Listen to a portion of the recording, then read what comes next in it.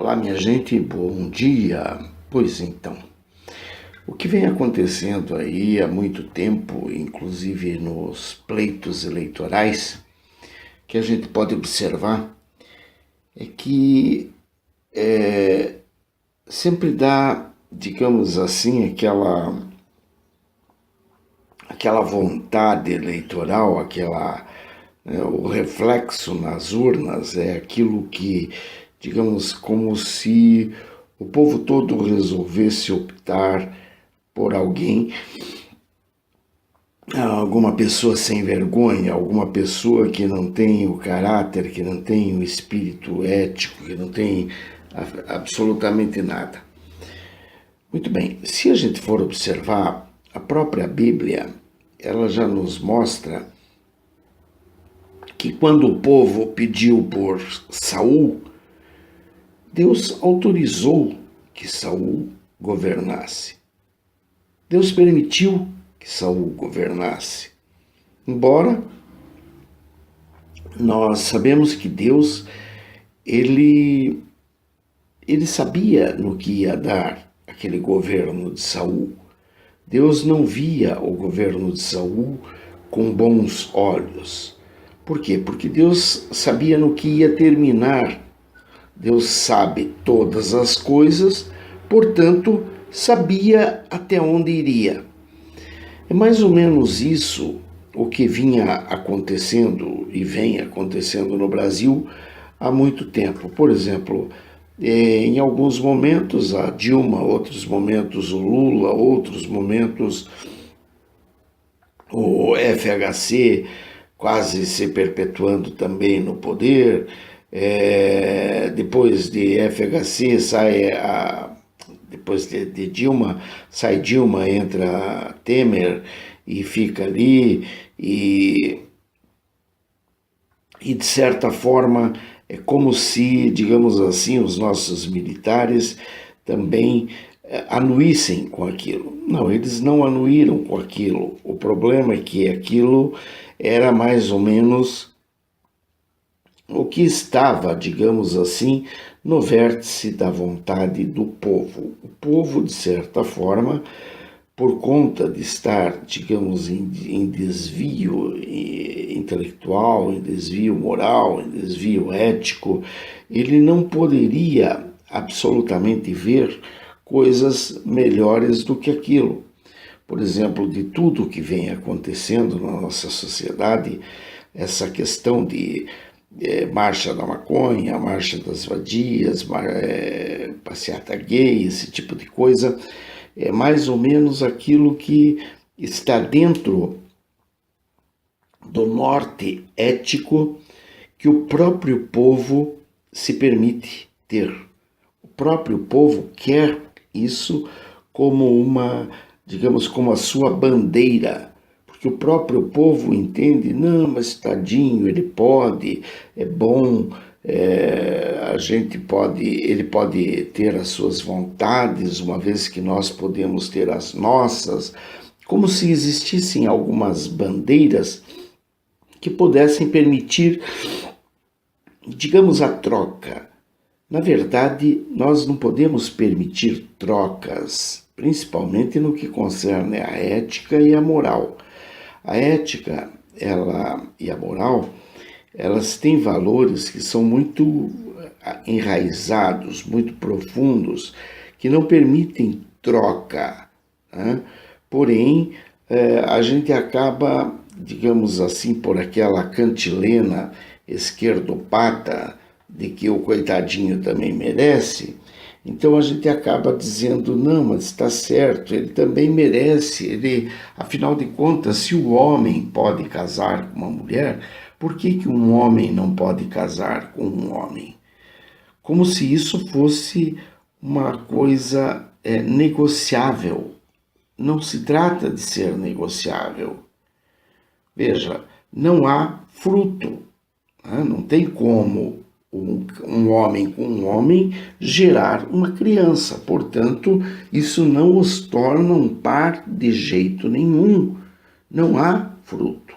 Não havendo fruto, não há o que se negociar. Aquilo se torna aquela, digamos, aquela aberração que ela de fato é, né? Mas o que é pior é a aberração estar assinada e endossada pelo próprio povo que se diz cristão, ou que se diz pleno de valores, pleno de conceitos que conduzem a uma boa sociedade. Não, não existe isso. Não existe isso, não existe a sociedade, não existe também esses valores que a gente imagina que possa existir, por exemplo, mas eu acho que ele pode, porque ele, imagine, ele casa o homem com o homem, eles são bonzinhos. Isso não existe, isso não está de acordo com a natureza.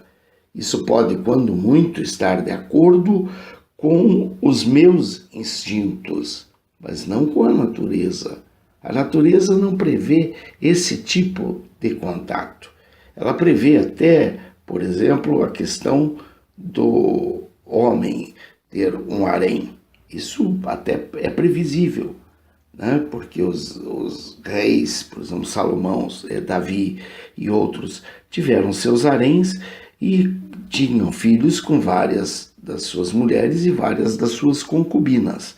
Consequentemente, aquilo ainda encontrava, digamos, respaldo dentro do próprio conceito como casamento, como permissível. Agora, homem com homem, imagine um homem cheio com harém, né? Um homem que tem ali seu harém, e daí o que ele vai fazer? Porque a sociedade ela termina nele, ela não tem solução de continuidade, a não ser que ele acabe casando com uma mulher no meio ali, só para dar continuidade na vida. Porque do contrário não vai surtir efeito algum, ele vai ter eternamente aquela relação que é uma relação inócua, sem consequência pelo menos no campo da fertilidade. Ela tem outras consequências que não são do campo da fertilidade e que são, em alguns casos, até bastante nefastas, né? Como é o caso de muitas e muitas situações em que o homem acaba digamos, matando o outro também por questões ditas passionais, entre aspas, né? As questões ditas passionais que acontecem e que não são aceitas e que depois eles lançam no colo da sociedade como sendo as questões, digamos, homofóbicas, né? As questões de perseguição por conta de pensamentos distintos, de pensamentos diferentes, que não existe, mas o homem faz questão de que seja dessa forma e lança dessa forma para o colo da sociedade. E a gente vê que isso também encontra respaldo bíblico também na questão de que em determinado momento seríamos regidos, seríamos dirigidos por crianças, ou seja, os nécios, aquelas pessoas que não têm capacidade alguma para dirigir quem quer que seja, mas que acabam dirigindo uma sociedade, às vezes por conta da sua... porque a criança tem aquilo de bater o pezinho, né, e exigir coisas que ela não tem direito e que nem farão bem para a vida dela. Mas elas acabam exigindo e os papais muitas vezes acabam dando para a criança aquele direito que não lhe cabe, apenas para que ela pare de gritar, para que ela pare de chorar, para que ela pare de reinar. Então seria parte das, aspas, reinações de Narizinho. Bom, a questão é que quando nós permitimos uma série de coisas, então pelos próprios valores da sociedade, nos são permitidas uma série de outras coisas que vão ser uma espécie de castigo naquilo pelo que a gente está aceitando, naquilo pelo que a gente está permitindo que invada as nossas vidas. Não se trata de eu achar que pode ou que não pode. Aquilo que pode, ele encontra respaldo na verdade. Nada, digamos assim, em volta poderia me dizer não, isto não pode, porque você não encontraria respaldo na verdade. Mas uma vez que você encontra o respaldo dentro da verdade, ou seja, dentro daquilo que você avalia e vê que realmente, por exemplo, ele surte o fruto necessário, ele gera o filho, ele pode gerar uma continuidade na sociedade, isso tudo começa a ter outro valor que não apenas aquele de você simplesmente olhar e dizer, puxa vida, estou sendo governado por uma criança, por um nécio, por um debilóide, por um débil mental. E é o que hoje nós estamos fazendo, estamos sendo governados por débeis, por crianças, crianças não no modo digno, né, da palavra, mas no modo menor da palavra, quando você encontra uma pessoa debilitada querendo dominar.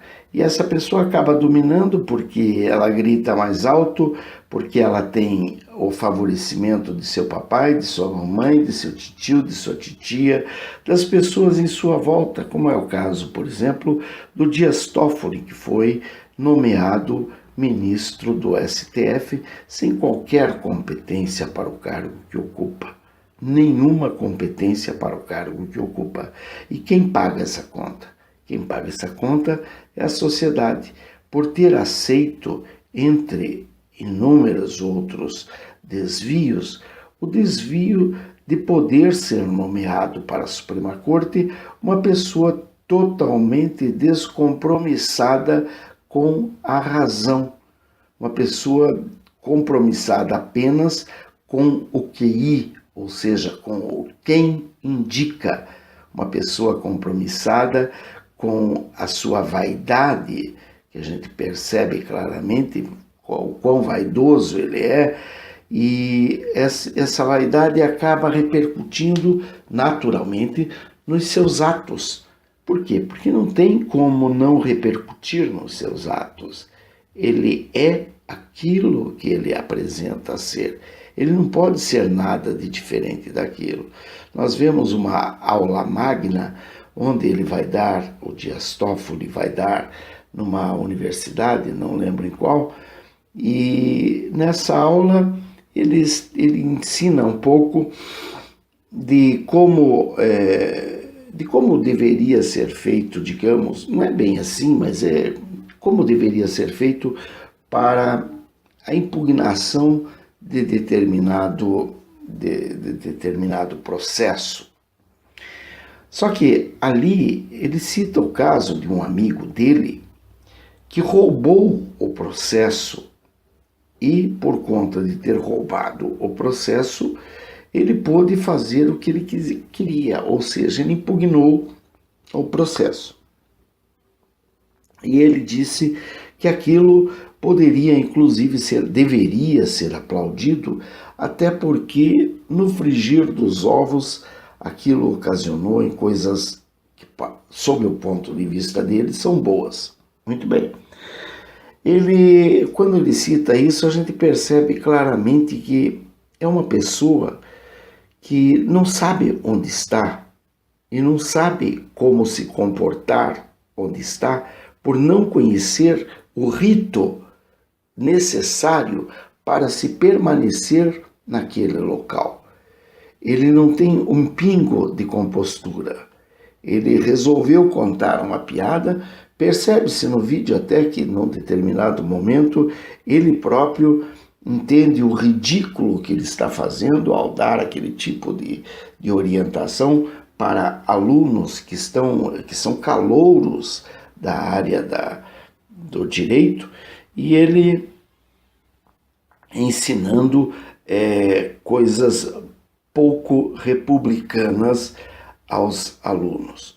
Em primeiro lugar, aquilo é lógico, todo mundo sabe, o Brasil inteiro sabe, que aquilo é o tipo da coisa que verdadeiramente acontece no meio jurídico. A gente sabe disso. É o tipo da coisa como tirar uma pasta debaixo da fila de processo e colocar bem em cima para que aquilo ali avance no processo, né, no rito processual. Só que todo mundo sabe que isso não é uma prática correta, uma prática que esteja adequada aos cânones jurídicos, porque a Casa de Leis ela tem que ser eivada pelos conceitos éticos e morais bastante elevados, a ponto de ela justificar-se a que veio, né? Mas não é o que acontece. Então são pessoas desse nível que acabam daí indo mandar na sociedade e determinar o que pode e o que não pode acontecer. Por exemplo, o próprio Zé Dirceu, que era o patrão do Dias Toffoli, está solto sem nem mesmo usar tornozeleira eletrônica, porque o próprio Dias Toffoli determinou que o Zé Dirceu não precisaria usar tornozeleira. É interessante porque o Zé Dirceu está condenado a quase 40 anos de cadeia, mas está solto, sem nenhum impeditivo, né? Pode inclusive viajar para lá e para cá, pode participar de comícios, pode participar de entrevistas, enfim, ele está gozando de todos os seus direitos legais, como se ele não tivesse passado por nenhum procedimento de incriminatório, acusatório por conta de seus atos.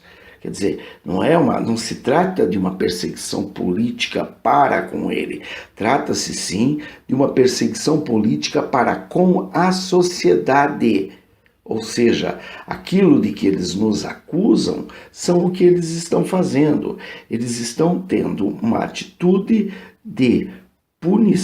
uma atitude punitiva política para com a sociedade, por conta de a sociedade encontrar os vestígios de atos ilícitos de seus pares e isso levar a sociedade a condená-los. Então, como a sociedade os condenou, então a sociedade será condenada agora por conta do seu viés ideológico que lhes permite também condenar a sociedade conforme lhes interesse, conforme eles queiram. Então lembrem, isso tudo que vem acontecendo é o que nós estamos plantando. Quem semeia vento, colhe tempestade. Não tem outra alternativa. Não se trata de você querer ou deixar de querer. Semeou o vento, vai colher a tempestade. Ah, mas isso daí que está acontecendo é fruto de urnas fraudadas. É verdade, é fruto de urnas fraudadas que o nosso silêncio obsequioso permitiu que fossem impostas, que permitiu que elas permanecessem, porque num país sério, um país onde tenham homens sérios e mulheres sérias, essas urnas, quando aparecessem em público, seriam quebradas pelos homens e mulheres da sociedade, naturalmente, exatamente como estamos pensando. Por quê? Porque não há meios de, numa sociedade séria, ser imposta a vontade de um grupelho. O grupelho, ele não tem vontade, ele é um grupelho, ele bate o pé como criança mimada, e como criança mimada, ele tem que ser tratado, ou seja, a palmadas, exatamente assim. Um bom dia para ti, que Deus abençoe, proteja, guarde, liberte, restaure, em nome de Jesus. Seja sempre muito bem-vindo e obrigado por mais esta oportunidade. Grande abraço, bye, fui.